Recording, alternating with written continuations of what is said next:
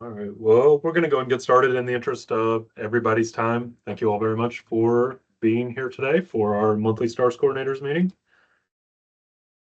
We have some of our usual stuff we're going to report on. And so thank you very much for being there here with us. I know it's the holiday season and we all have a lot going on. So we'll try to kind of keep it short and to the point for our meeting today.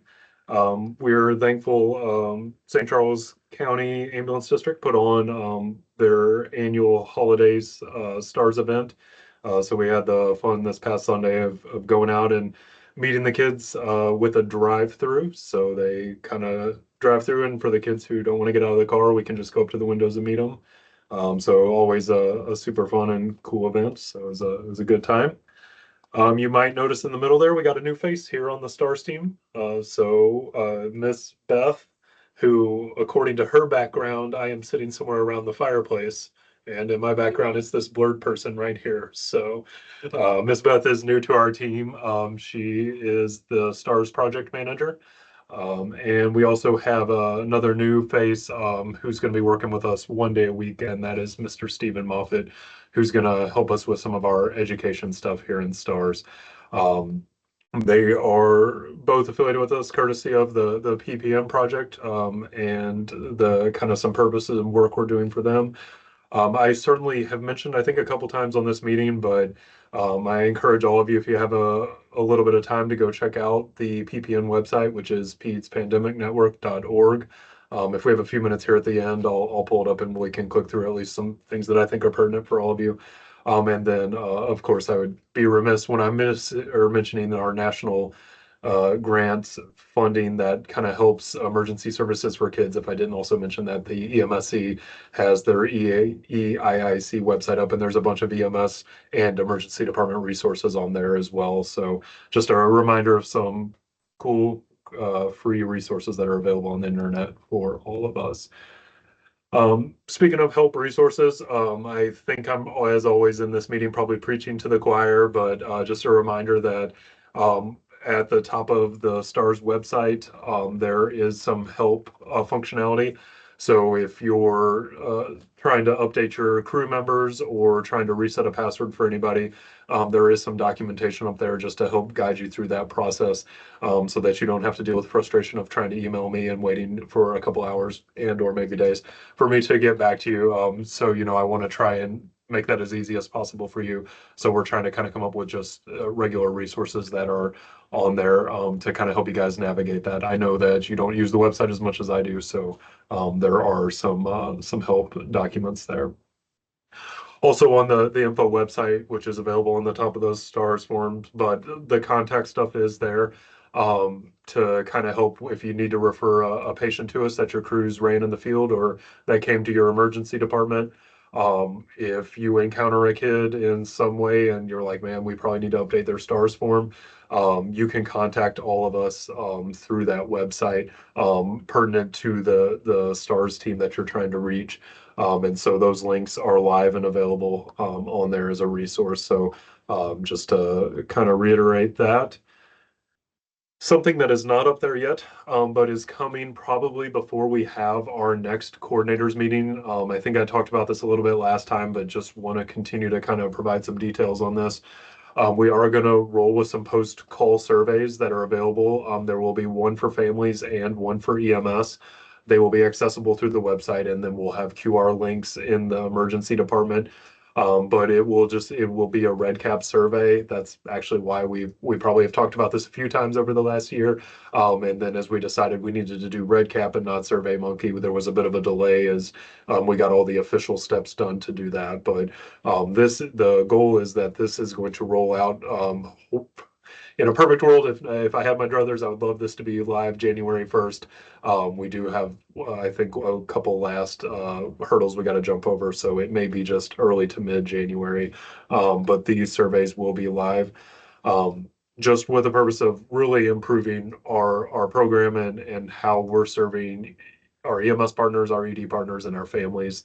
We love when it goes smashingly, but of course, as we all know, sometimes the family doesn't report the number when they call 911, or for whatever reason, there's a tech breakdown in your crew accessing it. So what can we do to overcome those hurdles? And we can't know what we have to overcome if we don't hear about it. So the goal is for every STARS call that we know that it happens, we would love to have a family survey, and we would love to have an EMS survey that combined with that event to say, yes, everything went well, it was great, everything was perfect, or no, there was room for improvement. And so that is the goal of these post-call surveys. On that note, as you guys all know, we do try to figure out every single STARS call that happens, and what we can track on that, what we can learn from that. We feel, we know we track a patient population that is pretty significantly underserved, in the emergency world, and knowing outcomes for them and what happens for them. So we're always trying to determine calls and track specific data points for that. We are just updating those a little bit for 2025. We're going to very specifically look at a few EMS interventions, really kind of tracking like airway stuff specifically, whether trach changes were done, whether there were adjuncts that had to be used to maintain an airway. Really kind of trying to analyze like, okay, are we able to say just, follow PALS, or do we need more specific airway training to talk about, more challenging airways, or some of the kids in our program? So we're going to kind of hone in on that as a 2025 goal for every STARS call that happens. Okay, was airway intervention necessary? And if so, at what level? And of course, that always comes with not only looking at it, but what was the documentation? How was that done? Was it just listed in a narrative, or did somebody actually put that into a drop-down intervention within their PCR?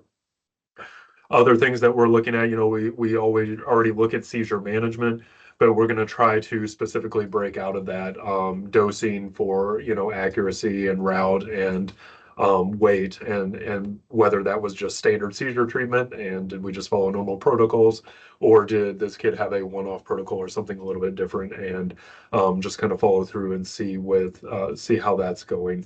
And then just really kind of in alignment with that, anytime there is an emergency medication in the home where EMS is obtaining a medication from a parent to administer, okay, how did that go? And really just first just seeing how many times that situation even occurs, and then maybe a future project will be like, okay, like, how did it go, and are there ways to improve that? So really first for 2025 will just be, was there emergency drug in the home? Was it given? And kind of start to look at those cases from there. For the outside hospitals, if the kiddo does not come direct to tertiary but is transported to another facility, and sometimes that is 100% medically correct to do, but we do still continue to track outside times and how long that kid stopped at an outside facility before they were transferred to tertiary care at a children's hospital. What we're going to add to that this year, just to try and provide some more nuance and understanding of that situation, is we're going to, through Epic, go look at, okay, what was exactly done at the outside facility. So, where did the kid receive a ton of their care and they were well managed? Or are we going to say, wow, this kid sat out here for 6 hours and they got a chest x-ray and one bolus of fluids, and maybe there was another way we could have gotten them here. Specific to that, I get for my further out EMS agencies, like I said, it may be medically appropriate. I was going to mention a call that had happened here in November. We had a kiddo about 3 hours away from St. Louis, taken to a closer facility. I believe they specifically mentioned in their trip sheet that they attempted flight, but the weather conditions would not permit a helicopter flight. So they ended up taking to a closer facility. But that kid was there for, I think, 427 minutes, something to that extent. So a solid 7 hours, if my math skills still hold up. And if you looked at it, that kid had limited treatments given. I think it was a chest x-ray. They got a little bit of pain medication and some fluids. Uh, why were they there so long? Well, the documentation was that they were waiting for a transfer team. So, takeaways from that, I don't think we're not looking for fault. We're looking for where can the system be improved. Maybe the answer is like we're short critical care transport teams in that area, and that's a lesson to be learned. And so those are just some things we're going to look at specific to the kids in our program, and where they're at, trying to always think of how can we get them to the resources that they need. All right, so continue to see some spread this year, growth. So you can see up to 1,575 stars in November. If we go to the exact date, you've seen an increase in 14 stars since our last meeting last month. I have not done this for a while, I realize, but I wanted to give some people their kudos. We are in the last month, so we're in the home stretch of who's going to win the attendance award for 2025.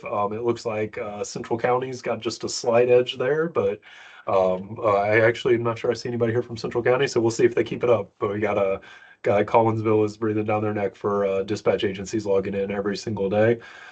So kudos to all of the people on that list and all my dispatch centers who log in so frequently. For the dispatches, we had 44 stars dispatches for November, and we are at sitting at 19 halfway through December. And then emergency activations, we had 196 for November. As many of you are all aware, we now have a little bit more robust break the glass whenever our care providers are going to log in to a STARS plan. So just for specific to November 2024, care plan review was 1,000 of the logins, but you can see emergency treatment does match that number there. That was the emergency activation, so 196 logged in for an emergency. So whether that was individual, or sometimes that of course is bundled, that is EMS, ED, and dispatch all getting in for the same kid and saying they're getting in for an emergency activation.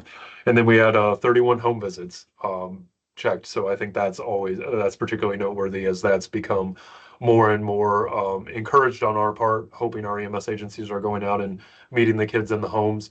Also something we're gonna probably talk about in some future educational resources early in 2025.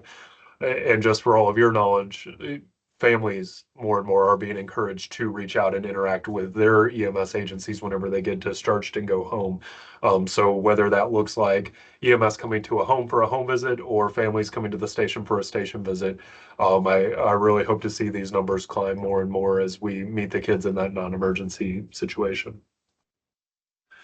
2024 is kind of all coming together here.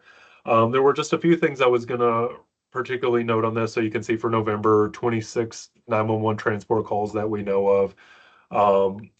Of note, I think we can all agree that it's respiratory season. I'm sure all my ED people can tell me that. You can see that borne out here in the STARS numbers. For reasons for STARS calls, respiratory dominated the month of November. One thing of note that we've talked about at a couple meetings, but we have seen actually a complete reversal across the year from January to November. At the beginning of the year, we had 70% of EMS trip sheets coming back to us where EMS documented, yeah, we knew this was a STARS kid. We treated them as a STARS kid. And at least for the month of November, I had that completely flip on its head. So, I know we had talked a few times, a few agencies have it built into their PCR to just automatically note. So I certainly would be supportive of that, and I'm happy to connect you through to agencies that do that. I certainly will never tell an EMS agency what to do, but I would like us to kind of find maybe a more standardized way where, we acknowledge when these calls are happening so that we can have that tighter feedback loop of, it's easier for people here in my office to know, when that happens, and we can look up the calls and then hopefully really continue to increase that communication feedback between hospital, pre-hospital. So that's the goal of both helping us identify the calls and then knowing more easily when STARS calls are happening, so that we can communicate back to you guys in the field. I did see a drop month over month. So an average of 4 days to complete care plans from submission to ED. Please don't take offense, Miss Angie. I will tell you your times for the month of November were 1.3 days. So it is the St. Louis and the Missouri and the Illinois outliers that are pulling it the other direction. So. And then the other thing, of course, to talk about, we are quickly coming up on 2025. I don't really know where this year has gone. I'm sure all other parents on this call feel the same way. It is flying along. So we're going to continue to plan on still maintaining these as monthly meetings moving forward into 2025. I suppose I am asking the people who showed up Thursday afternoon, but my intent was to keep them on Thursday afternoons unless I hear from a plethora of people that this does not work for them. But I will probably do at least a tester for January, put it out there. But if this is a no-go for anybody where they're like, no, I absolutely cannot do that, or there's conflicts, please let me know. Maybe we can come up with it's time to do a poll or a survey and see if we should move this meeting time around. But I do still record all of them and put them on YouTube as well. So they are available for anybody who's going to miss them and would just like the information later. Can I tell you, this meeting is at exactly the same time as the stroke steering meeting for BJC. So I have to pick which one I want to attend. I don't Okay. know if it's possible to move it like 30 minutes in, either 30 minutes earlier or like an hour later, but every time I have to miss one or the other. Okay. I am open to either of those changes. How about for January? We'll try an hour later. And if we see a sharp drop in attendance, maybe next year we'll play with moving to the earlier time slot, but an hour later probably would benefit me as well. Sounds good. I'm totally fine. Okay, cool. Appreciate it. One more note on just where this meeting invite list comes from. Obviously, all of you are here because you got the invites. So where we have started pulling this from is who is listed as the admin for the agencies across stars. So the main thing is if there's a stars coordinator switch or if there's somebody else you want involved, you can either forward the meeting invite to them, but if they want to be included on the standard invite, that's who this meeting invite goes out to. So some of that's just double checking accuracy to make sure you, especially if I have like a chief on here and you're like, I can't make them all, but I want so and so to be on it. Just know that that's how we generate the list, but you are free to forward it, or if you want us to change on our end, you can either make them an admin or tell us that you need them included. So however you would like to do that. And then for our January meeting, we will, instead of month to month, we're just going to pull up all the stats for 2025, and we will pull up and address all those at the January meeting. So that is everything I had pre-prepared today. I apologize, I don't have any call reviews or anything like that. But just wanted to make sure we touch base right before the holidays. I hope you all have an amazing set of holidays. You're able to break from work and enjoy some time with your families. So were there any, just as far as open forum questions, comments, or concerns? Anything I needed to address for anybody?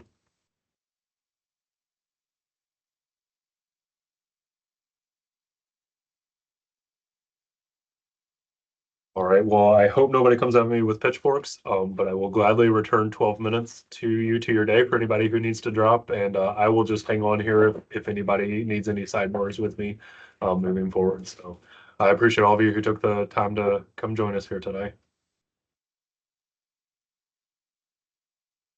Thanks, Nick. Happy holidays. Thanks, you too, Miss Angie. Thanks. Happy holidays, everyone. Bye, Miss Nicole. Thanks, Nick. Merry Christmas. Thanks, you too, Miss Stephanie. Thank you. Merry Christmas. Thanks, bye, Matt.